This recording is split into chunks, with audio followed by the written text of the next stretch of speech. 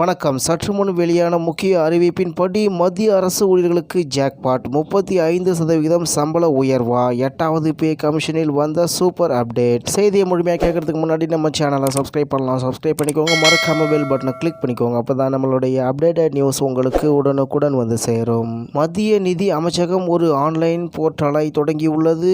இதில் ஊழியர் சங்கங்கள் ஏப்ரல் 30, 2026 வரை தங்கள் பரிந்துரைகளை சமர்ப்பிக்கலாம் என்று கூறப்பட்டுள்ளது. மத்திய அரசு ஊழியர்கள் நீண்ட நாட்களாக எதிர்பார்த்து காத்திருந்த செய்தி வந்துவிட்டது.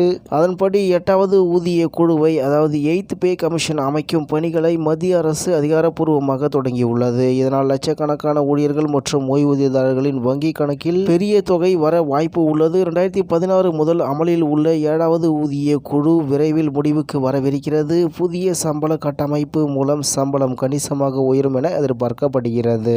நிபுணர்களின் கருத்துப்படி 8வது ஊதிய குழுவால் ஊழியர்களின் சம்பளம் 20 முதல் 35% வரை உயர வாய்ப்பு உள்ளது. 7வது ஊதிய குழுவில் ஃபிட்மென்ட் ஃபேக்டர் 2.57 ஆக இருந்தது. இப்போது இது 2.4 முதல் 3 வரை இருக்கலாம் என கணிக்கப்பட்டுள்ளது. தற்போதைய குறைந்தபட்ச சம்பளம் ரூபாய் 18,000. இது புதிய கமிஷனில் கணிசமாக உயரும். அதன்படி மூத்த அதிகாரிகளின் அடிப்படை சம்பளம் ரூபாய் 2.5 லட்சத்தை தாண்டும் என எதிர்பார்க்கப்படுகிறது. இந்நிலையில் மத்திய நிதி அமைச்சகம் ஒரு ஆன்லைன் போர்ட்டலை தொடங்கியுள்ளது. இதில் ஊழியர் சங்கங்கள் ஏப்ரல் 30, 2026 வரை தங்கள் பரிந்துரைகளை சமர்ப்பிக்கலாம். நவம்பர் 2025 அறிவிப்பு வெளியான பிறகு ஆணையம் தனது இறுதி அறிக்கையை சமர்ப்பிக்க 18 மாதங்கள் அவகாசம் வழங்கப்படும். இந்த செயல்முறைக்கு தாமதம் ஆனாலும் புதிய ஊதிய விகிதம் ஜனவரி 1, 2026 முதல் அமலுக்கு வரும் என எதிர்பார்க்கப்படுகிறது.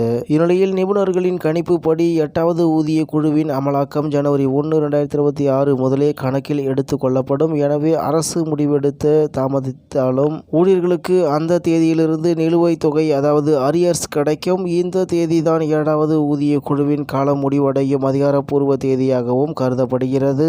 மேலும் அடுத்த 18 மாதங்கள் மத்திய அரசு ஊழியர்களின் நிதி எதிர்காலத்திற்கு மிகவும் முக்கியமானதாக இருக்கும் என்று தகவல் வெளியாகியுள்ளது என்பது குறிப்பிடத்தக்கது.